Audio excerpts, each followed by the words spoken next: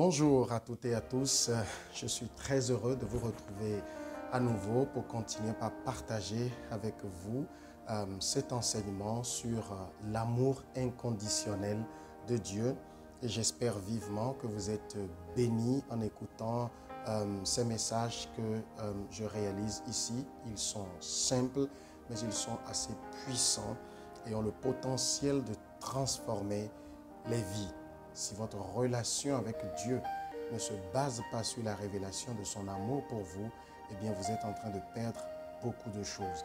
C'est pour ça que je prends le temps d'expliquer à partir de ce verset simple, très connu, Jean chapitre 3, verset 16, car Dieu a tant aimé le monde qu'il a donné son Fils unique afin que quiconque croit en lui ne périsse point, mais qu'il ait la vie éternelle. Et nous avons vu que l'amour de Dieu ne peut pas être mesuré. C'est un amour incommensurable. On ne peut pas en mesurer la profondeur, la largeur, la hauteur et la longueur. Il est simplement grand et il faut juste l'accepter. Et la manifestation de cet amour, c'est la deuxième partie, c'est en donnant son Fils Jésus. Voulez-vous une preuve de l'amour de Dieu? Jésus en est la preuve parfaite, la preuve vivante.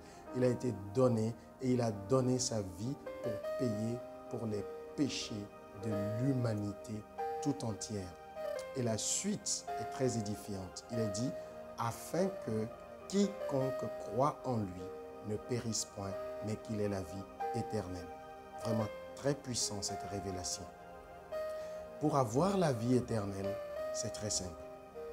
Il y a des gens qui pensent, et souvent ce sont les religieux, qui pensent que la vie éternelle, pour l'avoir, il faut faire des choses. Vous savez, toutes les religions du monde sont en quête de comment plaire à Dieu. C'est pour ça qu'il y a dans certaines religions des rites à accomplir. Il faut prier un certain nombre de fois par jour. Il faut donner ceci ou cela. Et vous savez, bien souvent, on n'est jamais assez sûr qu'on a fait l'essentiel pour que Dieu soit satisfait. D'autres religions, il faut aller se laver dans des fleuves dits sacrés, toutes sortes de choses. Mais la chrétienté est la seule dans laquelle vous n'avez besoin de rien faire parce que quelqu'un, justement, a déjà tout fait à votre place. Alors, comment avoir la vie éternelle? Comment obtenir la vie éternelle? C'est simple. C'est simplement en croyant en Jésus. C'est ce que le passage nous dit. Afin que quiconque croit en lui ait la vie éternelle. Je viendrai dans un autre numéro sur la phrase qui dit qu'il ne périsse pas, parce que le but de Dieu, ce n'est pas que les hommes périssent. Dieu n'a un projet pour personne qu'il périsse. Mais le projet de Dieu, c'est que la personne ait la vie éternelle.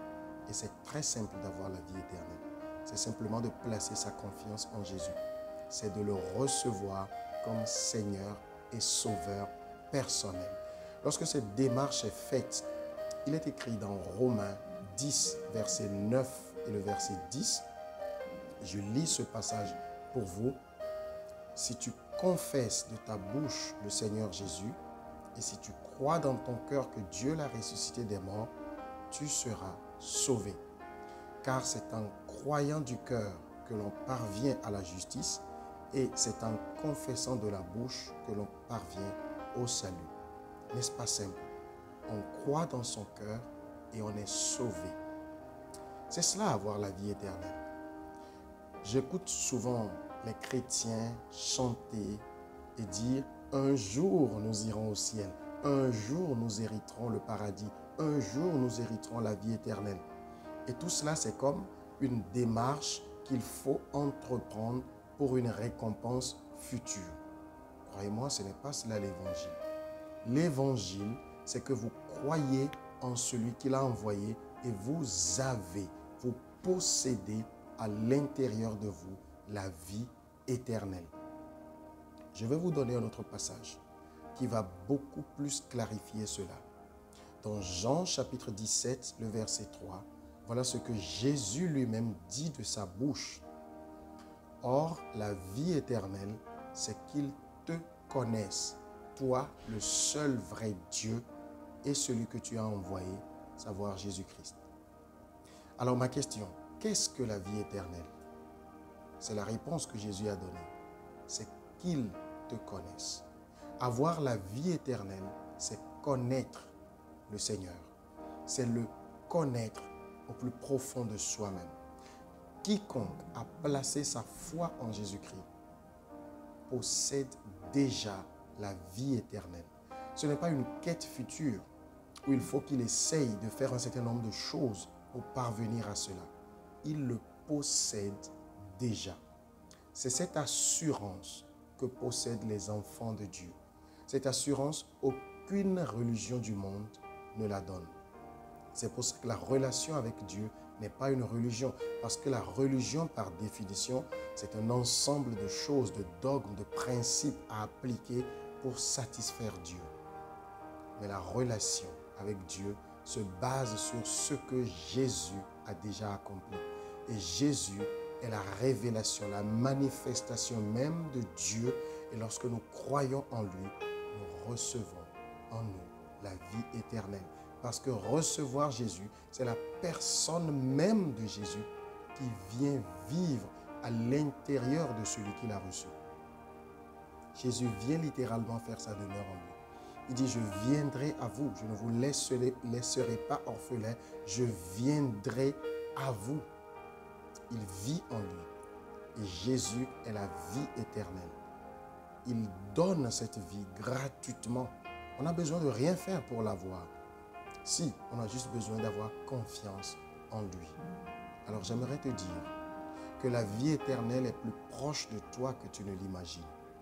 La religion, les églises veulent vous faire croire le contraire, qu'il y a des choses qu'il faut faire. Il faut vivre d'une certaine manière. Il faut venir fréquemment à l'église. Il faut donner souvent à Dieu. Toutes ces choses ne sont pas forcément mauvaises. Mais ce n'est pas ce qui vous donne la vie éternelle. La vie éternelle, vous l'avez. Ce n'est pas une récompense future. Lorsque vous avez reçu le Seigneur Jésus, vous avez la vie éternelle. Avez-vous cette assurance en vous? Si vous ne l'avez pas, je vous en conjure, retournez et lisez les passages que j'ai donnés. Et soyez convaincus que vous l'avez.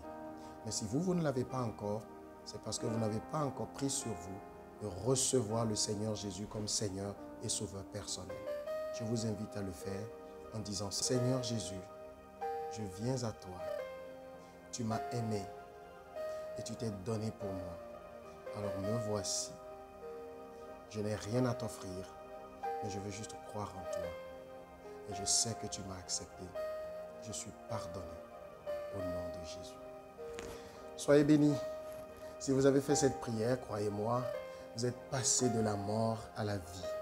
C'est l'assurance que nous avons dans la parole de Dieu.